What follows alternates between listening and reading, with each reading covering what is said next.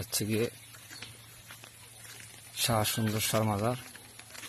আমি অলরেডি আরো 3 কিলোমিটার এরকম পথ হাইটে আসছে, তারপর ভিডিও করতেছি। এইটা বেয়ে উঠতে হবে, তারপর ও যে মাজার। আমি 2008 সালে আসছিলাম, তারপর আর আসা হয় নাই। যখন আমি এসএসসি পরীক্ষার ফলপ্রার্থী তখন আসছিলাম। অনেক পরিবর্তন হয়েছে আশেপাশে, অনেক ঘর এসেছে। মাজারে গেট এখনো মাজার রোজ আর কি, অনেক কষ্ট হয়।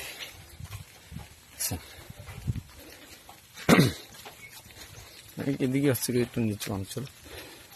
আশেপাশে যখন 2008 সালে আসছি তখন এই অঞ্চলে ঘর বাড়ি ছিল না, এখন আস্তে আস্তে সব ঘর বাড়ি হয়েছে।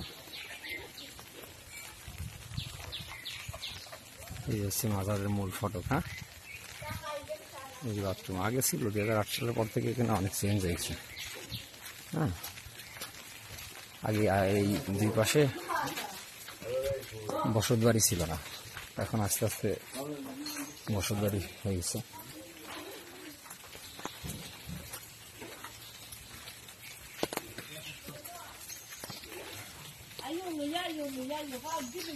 থাক থাক থাক, দরকার কি? বৃষ্টির পানিতে সব ধুয়ে পরিষ্কার হয়ে গেছে, দরকার নাই তো। এখানে অনেক রকমের ব্যবস্থা আছে। এলাকার যারা আছে তারা স্থানীয় এখানে এই মাজারটা ধরে, মাজারটাকে কেন্দ্র করে একটা ইনকামের উৎস তৈরি হয়ে গেছে অলরেডি। অনেক কষ্ট হয়ে গেল।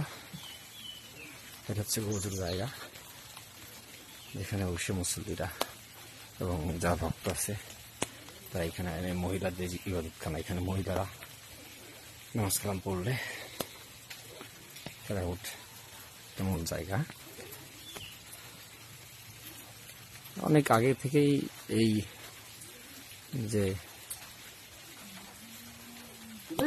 শাহেন শাহী কামেটাকে আমের সুন্দর সর মাজারটা। আসসালামু আলাইকুম।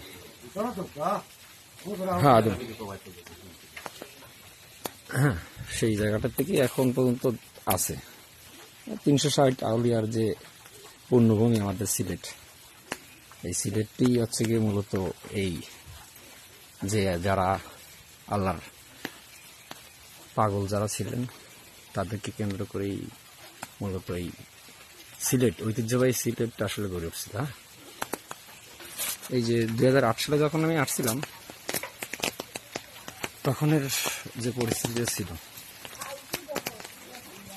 এখানে অনেক উন্নতি হয়েছে। এই যে মূল মাজার, যেটা মাজার শরীফ,